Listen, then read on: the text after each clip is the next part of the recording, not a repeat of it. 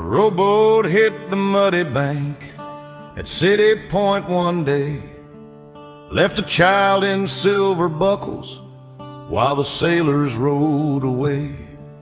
5 years old and abandoned, with a tongue he couldn't speak, but the fire in his spirit wasn't found within the week. He grew up in the hammers, by the anvil and the coal, till he had a blacksmith's muscle and a patriot's heavy soul. Standing 6'6" at 16 with a chest like a mountainside, he went looking for a battle where a man could find his pride.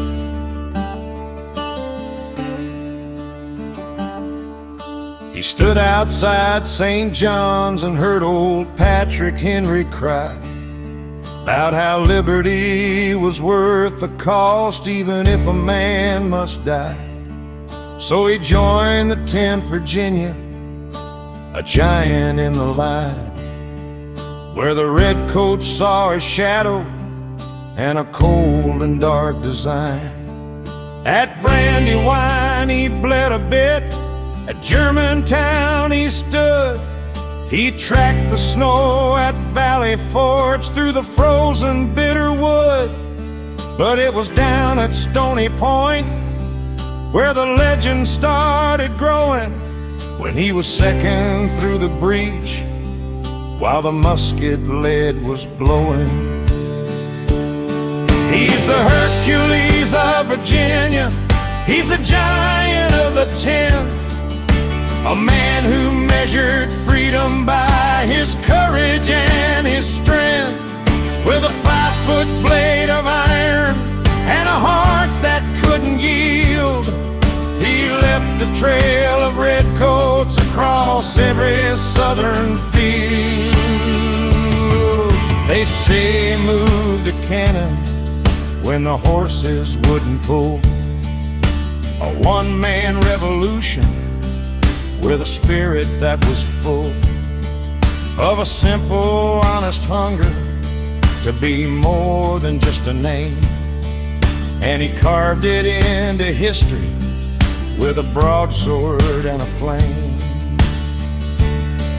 At Camden, when the line collapsed and the panic started spread, he spied a mitered cannon and he shouldered it instead.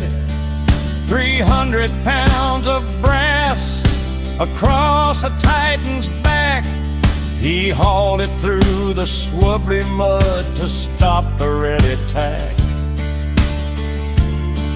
And at Guilford Courthouse with the Washington Dragoons, he carved a path through grenadiers beneath the winter moons.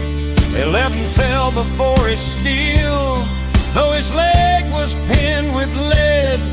They couldn't stop the giant until the last of them had fled.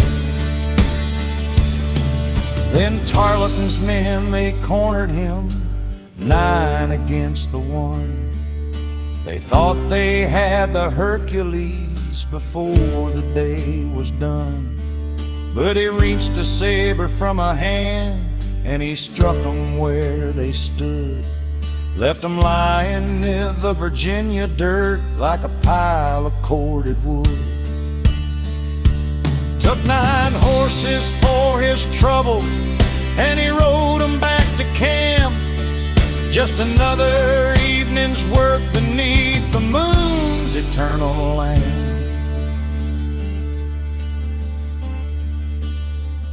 Yeah, Peter Francisco, the one-man army from the hill, he didn't fight for medals, he fought for a sovereign will. Still standing in the tall grass,